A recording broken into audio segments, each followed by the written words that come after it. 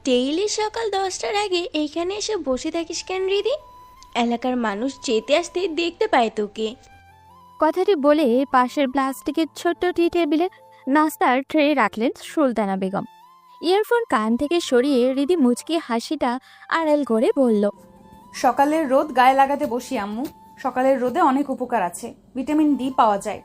তোদের এখনকার মাইয়াদের আরো কত ঢং বাইর হবে। বলে সুলতানা বেগম চলে গেলেন। পিছু থেকে মুখ ভেঙচি করে চায়ের কাপ হাতে নিয়ে চুমুক দিল রিদি। মোবাইলে তাকিয়ে দেখে নিল ঘড়িতে এখন 9:40। এখনই মানুষটা চলে আসবে। রিদি বসে আছে দোতলার বারান্দাটায়। জায়গাটা অনেক আঁটোসাঁটো। সে রোজ চেয়ার নিয়ে এসে বসে পাশের ছোট্ট একটি প্লাস্টিকের টেবিলেই বই রাখে, যেন রোদে বসে পড়তে এসেছে সে। বারান্দার দুই পাশে 2টা টবে ফুল গাছ আছে, সাদা ফুলও ফুটেছে। বারান্দার উত্তর পাশ ঘেঁষে গ্রিলের কাছে এসে থেমেছে পেঁপে গাছ। পেঁপের ফলটা সে খুব একটা পছন্দ করে না, তবে এই গাছটির জন্যই চড়ুই পাখির কিচিরমিচির শব্দ শোনা যায় ভোরবেলায়। তখন ভীষণ ভালো লাগে হৃদির। এখান থেকে গ্রামের মূল রাস্তা আর মহামায়া নদী দেখা যায়। বাড়ির উঠানের পরেই একটি পাঁচিল, এরপরেই রাস্তা, আর রাস্তার ওপারেই মহামায়া নদীটি। সে যেহেতু দোতলার বারান্দায় বসে আছে, তাই এখান থেকে দেখা যায় সবকিছু। এই রাস্তাটি এসেছে তাদের উপজেলা শহর মহুগঞ্জ থেকে। নদীর নামেই এই নামকরণ করা হয়েছে। সে দাদার থেকে শুনেছিল মহুগঞ্জ শহরটি নদীর পাড়ে হয়েছে, কারণ নদীপথে আগে বাণিজ্য হতো। ঘড়িতে ঠিক 9:49 হৃদয় দেখতে পেল মানুষটিকে। সাদা শার্ট ইন করে পরা, হাতা গোটানো, লম্বা কালো চুল, মুখে খোঁচা খোঁচা দাড়ি, চোখে যেন একরকম বিষণ্ণতা অথচ দৃঢ়তার ছাপ। হৃদয়ের হৃদস্পন্দন বেড়ে যাচ্ছে ক্রমশ। মানুষটা কেমন যেন অন্যরকম। আজকাল দেখলেই মনটা কেমন ভালো হয়ে যাচ্ছে। কেন এমন হয় হৃদয় জানে না, শুধু জানে ওনার ব্যক্তিত্বের কথা বলার ধরন সবকিছু ভীষণভাবে মুগ্ধ করে হৃদিকে। তিনি বাড়ির ঠিক সামনে চলে এসেছেন, ধীরে ধীরে হেঁটে চলে যাচ্ছেন। হৃদি হিপনোটাইজ হয়ে তাকিয়ে থেকে বসা থেকে কখন যে দাঁড়িয়ে গ্রিলের কাছে চলে গেল টেরই পেল না সে। যতক্ষণ দেখা যায় অহন স্যারকে, ততক্ষণ তাকিয়েই রইল মোহবৃষ্টি হয়ে। ক্ষীণকাল পর দীর্ঘশ্বাস ছেড়ে আবারও চেয়ারে বসে যায় সে। নিজের নাজুক অবস্থা যেন বুঝতে পারছে হৃদি। দিনকে দিন ভীষণভাবে মানুষটির প্রতি ঝুঁকে যাচ্ছে সে। এই ঝুঁকে যাওয়া, এই আগ্রহ, এই ভালো লাগার নাম কি সে কি দেবে? ভালোবাসা? কিন্তু তা কিভাবে সম্ভব? তার পরিবার কি মানবে? এই সমাজ কি মানবে? স্যারের সব কিছু জানলে আত্মীয় স্বজন তো কথা বলতে পিছু হটবে না। হৃদি রোজকার মতো আজ আবার নিজেকে আচ্ছা করে শাসন করতে শুরু করলো। এসব পাগলামি তার ছাড়তে হবে, বারবারই বন্ধ করতে হবে। এ হয় না, কোনোভাবেই হবে না। উল্টে কলঙ্ক লাগবে। কিন্তু ভাগ্যের কি নির্মম পরিহাস! নিজের সঙ্গে নিজের এত অঙ্গীকার সন্ধি সবই ভেঙে গেল বিকেল 3টায়, যখন স্কুল ছুটি হয়। ঠিক গ্রিলের কাছে এসে দাঁড়িয়ে গেল রিধি। তাকিয়ে রইল ওই উত্তর দিকে নদীর কুল ঘেঁষে দাঁড়িয়ে থাকা বিশালাকৃতি কদম গাছটির দিকে। এতটুকু যে এখান থেকেই দেখা যাচ্ছে, ওই দিক দিয়েই আসবেন অন সাইড। হৃদের হৃদয়ে আলোড়ন তোলা মানুষটি। ছাত্রছাত্রীরা বুকে বই চেপে ধরে, কেউ পিঠের ব্যাগ ঝুলিয়ে যাচ্ছে। হৃদির চোখ কেবল একটি মানুষকেই খুঁজছে। ক্ষীণ সময় পর দেখা গেল মানুষটিকে। হৃদির ঠোঁটের কোণে এক চিলতে হাসি খেলে গেল, কিন্তু মন ভরে দেখতে পারল না কিছু। পিছু থেকে বেরসিক সেই একটি সুর ভেসে এলো। কি দেখতে আসিস এভাবে দাঁড়িয়ে? কেঁপে উঠে ফিরে তাকায় রিধি। মা এসে দাঁড়িয়েছেন পেছনে। নিজেকে দ্রুত সামলে নিয়ে মুচকি হেসে বলল, বাচ্চাদের দেখছিলাম, প্রাইমারি স্কুলের জীবন কত সুন্দর। জোয়ান মাইয়া এত বারান্দায় এসে উকিচুকি না দেওয়াই ভালো। সারাদিন শুধু বারান্দা আর বারান্দা। আমার ঘরের ভেতর সারাদিন দম বন্ধ লাগে। বলে রিধি রুমের দিকে চলে গেল। রিধি যে ভীষণ বাজেভাবে নিজের আত্মনিয়ন্ত্রণ হারিয়ে ফেলছে সেটা টের পেলেই পর কয়েকদিন। বৃহস্পতিবার সরকারি ছুটি থাকায় পরের 3 দিন রিধি ভীষণ অস্থির দিন কাটালো। শুক্র শনিবারে তো এমনিতেই ছুটি থাকে, টানা 3 দিন স্যারকে দেখতে পেল না সে। শনিবার ভোরে সে নিজের অজান্তেই যেন বারান্দায় গিয়ে বসলো। রাস্তা দিয়ে তাকিয়ে রইল আনমনে। একটা কবিতা কথা মনে পড়ল হৃদির। আজ প্রথম কবিতাটি মর্মার্থ অনুবাদন করতে পারল সে। আগে ভাবতো এটা কেমন কথা, 1 কোটি বছর হয়ে তোমাকে দেখিনি। মানুষ তো 1 কোটি বছর বাঁচে না, কিন্তু আজ সে সঠিক বুঝতে পারছে 1 কোটি বছর হতে যে বড়জোর 2-3 দিন সময় লাগে। হৃদি মোবাইলটি বের করে মহাদেব সাহার কবিতাটি গুগলে সার্চ দিল, তারপর পড়তে লাগলো মন্ত্রমুগ্ধের মতো। 1 কোটি বছর হয় তোমাকে দেখি না, একবার তোমাকে দেখতে পাবো এই নিশ্চয়তাটুকু পেলে বিদ্যাসাগরের মতো আমিও সাঁতরে পার হব ভরা দামোদর, কয়েক হাজার বার পাড়ি দেব ইংলিশ চ্যানেল। তোমাকে একটিবার দেখতে পাবো এইটুকু ভরসা পেলে অনায়াসে ডিঙাবো এই কারার প্রাচীর, ছুটে যাব নগরাজ্যে পাতালপুরীতে, কিংবা বোমারু বিমান ওরা শঙ্কিত শহরে।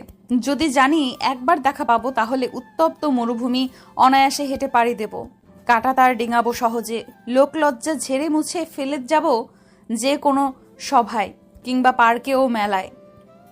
একবার দেখা পাবো শুধু এই আশ্বাস পেলে এক পৃথিবীর এইটুকু দূরত্ব আমি অবলীলাক্রমে পাড়ি দেব।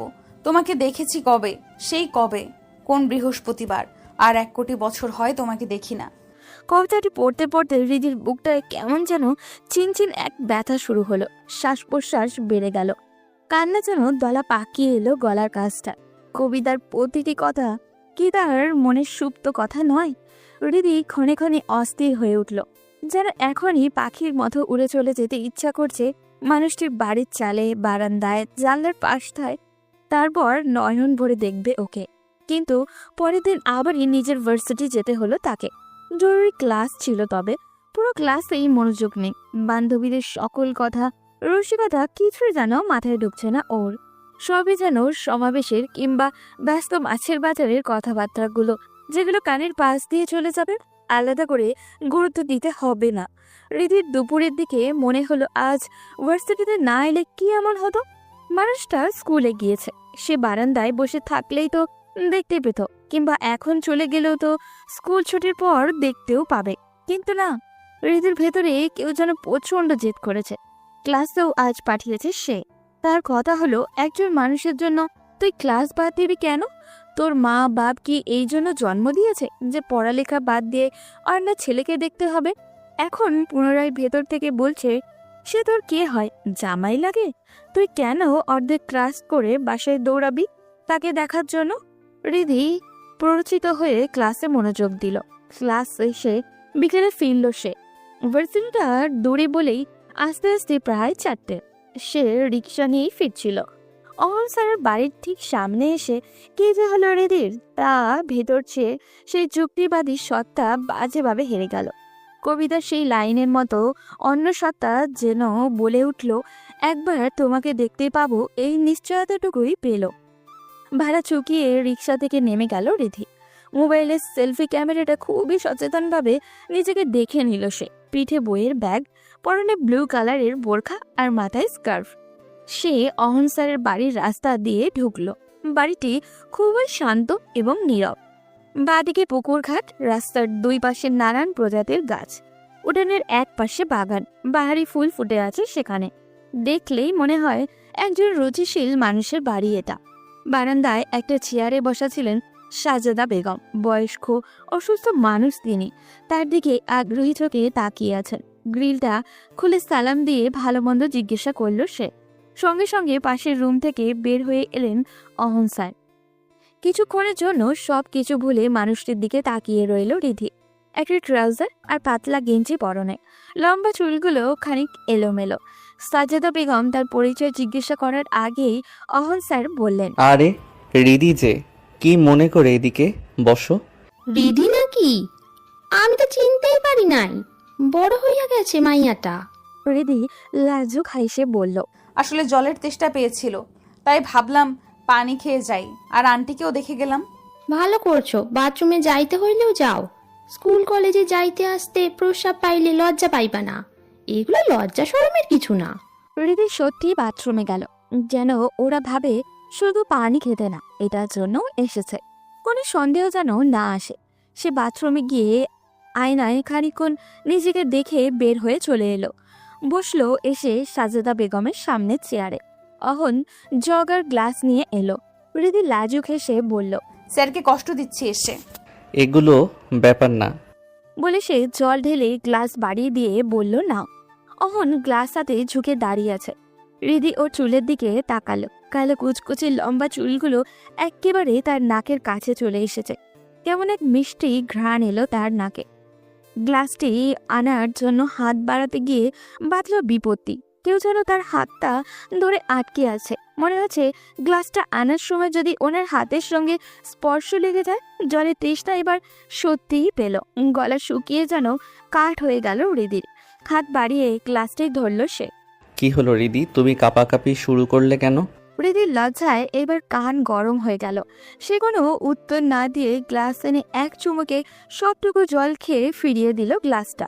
তুমি বসো, আমি চা বসিয়েছি। না স্যার, তা লাগবে না, আমি তাহলে যাচ্ছি। এই বসো মাইয়া, এত তাড়াহুড়োর কি হয়েছে? বসো, চা খাইয়ে যাও। মানে স্যার আমার জন্য চা জল দিয়ে আনবে? তোকে দিব? মেহমান আসলে চা জল দিবটাকে? সে যদি বিয়া শাদী না করে তাইলে সব তো তারই করণ লাগবো। অহন জগ আর গ্লাস নিয়ে তাড়াতাড়ি মায়ের সামনে থেকে বিদায় হয়ে গেল। সাজেদা বেগম মিট মিট করে হেসে বললেন, টাইট হইয়া বইসা আছে, সে বিয়া করবেই না। বাড়ির সব কাজ করে, এই যে উঠান সহ ঝাড়ু দেয়, সকালে রান্না বান্না করে খেয়ে স্কুলে যায়, আইসাও সেম। তারপরেও বিয়ার নাম নিব না। হৃদির কি বলা উচিত সে ঠিক বুঝতে পারছে না। সে অস্বস্তিতে আঙুল ফুটিয়ে বলল, ও স্যার একা একা সব কাজ করেন? হ, সব কাজ। ঘর থেকে বাইরই হয় না। নামাজও ঘরে পইড়া নেয়। মাঝে মধ্যে শুধু মাগরিবের নামাজ পড়তে বাইরে যায়। হৃদির হৃদয়ে যেন মমতার ঢেউ খেলে গেল। মনটা বলে উঠল, আহারে, মানুষটা মহিলাদের মতো কাজের জন্য বাড়িতেই সারাক্ষণ থাকতে হয়। সাজেদা বেগম ছেলেকে উদ্দেশ্য করে বললেন। অহন আমারে পানি দিয়া যা। অহন শুনতে পেল না। হৃদি আমতা আমতা করে বলল, পান সুপারি কোথায় বলুন আন্টি, আমি এনে দিচ্ছি। না না, তুমি বসো, ও আইনা দেবে। আচ্ছা, আমি ওনাকে বলছি গিয়ে। বলে হৃদি উঠে চলে গেল। বারান্দা ধরে এগিয়ে চুলোর আগুনের শব্দ শুনে রান্নাঘরে এলো। অহন চুলোর সামনে। পুরুষ মানুষকে রান্নাঘরে দেখতে কি যে বিশ্রী লাগে হৃদির। সে ক্ষীণ সময় দরজার সামনে দাঁড়িয়ে রইল। পিছে থেকে ওনাকে দেখতে ভীষণ ভালো লাগছে তার। তার থেকে কি খুব বেশি লম্বা উনি? না, এটা এর আগে না তো কখনো খেয়াল করেনি হৃদি। সেও তো একেবারেও খাটো নয়। ভাবনায় ব্যাঘাত ঘটালো অহন। আরে তুমি এখানে কেন, কোনো দরকার? হৃদি শুকনো ঢোক গিলে বলল, আন্টি পানের জন্য ডাকছেন আপনাকে। ও, সুপারি তো কাটা নেই, গিয়ে বলো আসছি। কাটা সুপারি আনলেই পারেন, আপনার জন্য সুবিধা হয়। হ্যাঁ, তা আনি, তবে গতদিন বাজারে গিয়ে কাটা সুপারি পাইনি। ও আচ্ছা, সুপারি কোথায় আছে বলুন, আমি বানিয়ে দিচ্ছি আন্টিকে। আরে না, তুমি গিয়ে গল্প করো আম্মুর সাথে। তাছাড়া চা বসিয়েছি, সে ভুলে গেছে। চা খাওয়ার পরই না পান খাবে। ও হ্যাঁ, তাই তো। বলে হৃদি বারান্দায় গিয়ে আবারও ফিরিয়ে এসে বলল, তাও বলুন কোথায়, আমি বানিয়ে রাখলাম। অহন মুচকি হেসে বলল, সামনের রুমেই টেবিলে আছে। মুচকি হাসিটা হৃদির হৃদয়ে গিয়ে স্পর্শ করলো। সে সামনের রুমে গিয়ে সুপারি আর পান পেল পলিথিনের প্যাকেট। পানদানি পেল ওই পাশে। এগুলো নিয়ে বারান্দায় গিয়ে বলল, আন্টি, স্যার তো বললেন আপনি চা খেয়ে পান খাবেন, আমি না হয় সবগুলো সুপারি বানিয়ে রেখে দিচ্ছি। এই মাইয়া, কি বলো এইসব? তোমার এগুলো করা লাগবো না। আয়সা বসো তো। সমস্যা নেই আন্টি। বানাইবেই যখন, তাইলে কিচেনের টেবিলটাই গিয়া আরামে চেয়ারে বইসা বানাইয়া না। জি আচ্ছা, বলে চলে গেল হৃদি। চেয়ার টেনে বসে সুপারি বানাতে শুরু করলো। অহন তার দিকে তাকিয়ে বলল, চা কি এখানেই খাবে তুমি? তাহলে আম্মুকে নিয়ে আসি এখানে। আচ্ছা বলে মাথা নাড়ালো হৃদি। অহন গিয়ে মাকে নিয়ে আসলো। সাজেদা বেগম বসে ওর সুপারি বানানো দেখতে লাগলেন। অহন 3 কাপ চা বানিয়ে বিস্কুট আর চায়ের ট্রেটা করে এনে দিলেন। সেও বসলো চেয়ার টেনে। সুপারি পরে বানাও, চা নাও। তিনজনই চায়ের কাপ হাতে নিলেন। অহন চায় চুমুক দিয়ে বলল, আঙ্কেল তো অনেক দিন হয়ে গেল দেশে আসেননি, তাই না? আসবেন আর কবে? এই বছর আসবেন না আর? সাজেদা বেগম চায়ে চুমুক দিয়ে বললেন, ওর বাবা সৌদি থাকেন, তাই না? না, স্পেন থাকে। তাইলে তোমাদের নিল না কেন? ইউরোপ তো ফ্যামিলি নেওন যায়। আম্মুর ইচ্ছে নেই, তবে আমার অনার্স শেষে স্টুডেন্ট ভিসায় ইংল্যান্ড পাঠানোর ইচ্ছা আছে। ওখানে আমার খালা থাকেন। ভালো ভালো, দেশে থাইকা কি হইব, এই দেশে কিচ্ছু নাই, বিদেশ যাও। অহন যুক্ত করে দিয়ে মাকে বলল, ওকে তো আমি ইন্টারে থাকতে টিউশনি পড়িয়েছিলাম, তখন একদিন বললাম ইন্টার শেষে IELTS দিয়ে চলে যাক, যেহেতু ফ্যামিলির বাইরে পাঠানোর ইচ্ছা। আন্টি আমাকে বলেছিল মেয়েটা এখন অনেক ছোট, অনার্স দিয়ে যাবে। এখন অনার্স দিতে দিতে দেখো বুড়ো হয়ে যাবে। সাজেদা বেগম ধমকের সুরে বললেন, কি যাতা বলিস, বাচ্চা একটা মেয়ে বুড়ো হইয়া যাবে কেন? নিজের চিন্তা কর, চুল পাইকা গেছে, কালার দিয়াও দেখা যায়। অহন মায়ের দিকে তার কটমট করে তাকালো। সাজেদা বেগম তার দৃষ্টি লক্ষ্য করে বললেন, আমার দিকে এভাবে তাকাবি না, আমি তোর স্কুলের ছাত্রছাত্রী না। এবার রিধি খিলখিল করে হেসে উঠল। সাজেদা বেগম সাথে হাসলেন। একাকী বাড়িতে পুরো দিন একা বসে থেকে তিনি তেমন হাসির উপাদান পান না। চা পানের পর রিধি তাদের সাথে গল্প করতে করতে সুপারি কেটে দিয়ে বাসায় ফিরল। আসার সময় সাজেদা বেগম খুবই মিনতি করে বলে দিয়েছেন সে যেন মাঝে মাঝে এভাবেই তাদের বাড়িতে ওঠে। রিধিও কথা দিয়ে এসেছে সে যাবে। বাড়িতে ফেরার পর থেকে রিধি পুরো সন্ধ্যা পিছনে শুয়েই কাটিয়েছে। সুলতানা বেগম একবার এসে কপালে হাত দিয়েও দেখেছেন অসুখ এলো কিনা। বিকেলে দেরি হওয়ার কারণ এসে মাকে বলেছে বান্ধবীর একজনের বাড়িতে চলে গিয়েছিল, স্যারের বাসায় গিয়েছে বললে তেমন কিছু একটা হতো না। তবু রিধি অতি সাবধানে মায়ের কোনো সন্দেহ আসুক সে চায় না। বান্ধবীর বাসায় গিয়ে খারাপ কোনো বাতাস লাগিয়ে এসেছে কিনা সেটা এখন সুলতানা বেগম বোঝার চেষ্টা করছেন। রাত 9টার দিকে তাকে ঠেলে তুলে সুলতানা বেগম খাবার টেবিলে নিলেন। রিধি চুপচাপ খেয়ে এসে শুয়ে পড়ল। ঘুম আসার পূর্ব অবধি পুরো সময়টা সে গুটিসুটি মেরে শুয়ে শুধু অহনের কথাই ভাবছে। বড় ভালো লাগছে রিধির। বিকেলের প্রতিটি মুহূর্তের প্রতিচ্ছবি তার চোখে ভাসছে। হাত থেকে গ্লাস নেওয়ার মুহূর্তে কাঁপাকাঁপি করেছে কেন কথাটি স্মরণ করতেই মুখ লজ্জায় লাল হয়ে গেছে। কান দিয়ে যেন গরম ভাব বের হচ্ছে ওর। এইসব মধুর ভাবনার ভেতর দিয়ে সে ঘুমিয়ে এক মধুর স্বপ্ন দেখে ফেলল। দেখে বিকেলের মতো সে অহনদের বাসায় আছে। সাজেদা বেগম চা খেতে বলেছেন, সে চা বসিয়েছে গিয়ে। তখনই হঠাৎ অহন এসে তাকে পিছু থেকে জড়িয়ে ধরে চুলের নাক ডুবিয়ে বলল, রিদি, তোমার চুল এত এনার্জেটিক কেন বলো তো? এত লম্বা, ঘন কালো। রিধি মুচকি হেসে বলল, ছাড়ুন তো, চুল আবার এনার্জেটিক কি করে হয়? অহন তাকে টেনে নিজের দিকে ঘুরিয়ে কোমর জড়িয়ে ধরে গালে একটা চুমু খেয়ে বলল, এত জানতে হবে না তোমার। ঠিক আছে ছাড়ুন, রান্নাঘর রান্নাবান্নার জায়গা, এসব ঢঙের না। বলে সে মুচড়ি করছে। অহন ফিচেল হাসি দিয়ে হাতের বাঁধন আরো শক্ত করল। রিধি মুচড়ি আরো বাড়িয়ে দিল। এভাবে হঠাৎ ঘুম ভেঙে দ্রুত উঠে বসলো রিধি।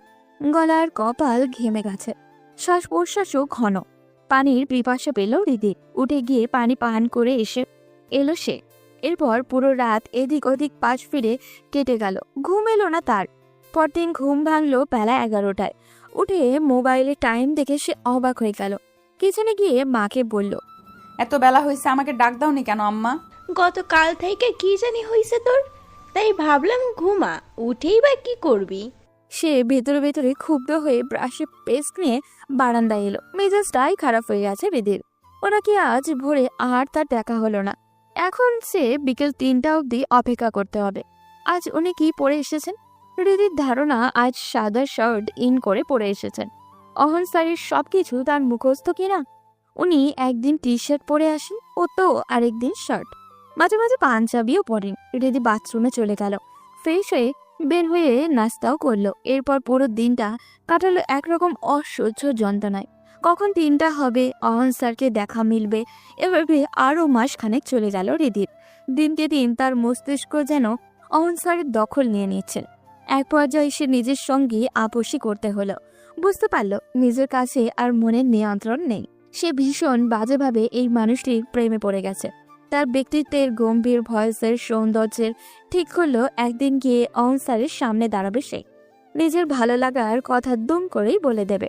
পরে যা হবে দেখা যাবে। পরের দিনই প্রকৃতি তার প্রতি সহায় হলো। সকাল 9:40 আকস্মিক বৃষ্টি নেমেছে।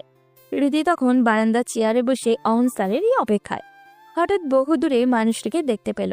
বৃষ্টিতে ভিজে দ্রুত আসছেন তিনি। প্রথমে হাসিও পেল ওর, কিন্তু পরক্ষণে দ্রুত মায়ের রুমে গিয়ে বলল, বারান্দা থেকে দেখেছি অহন স্যার বৃষ্টিতে ভিজে দৌড়ে আসছেন। ছাতাটা দিয়ে আসি নাকি আম্মু? উনি পরে তো দিয়ে যেতে পারবে। ও আচ্ছা, তাইলে যা, তাড়াতাড়ি ছাতা দিয়ে আয়। রিদি ছাতা নিয়ে তাড়াতাড়ি ওড়না ঠিক করে মাথায় দিয়ে বাইরে বের হলো। অহন স্যার তখন একেবারে তাদের বাড়ির গেটের সামনে চলে এসেছে।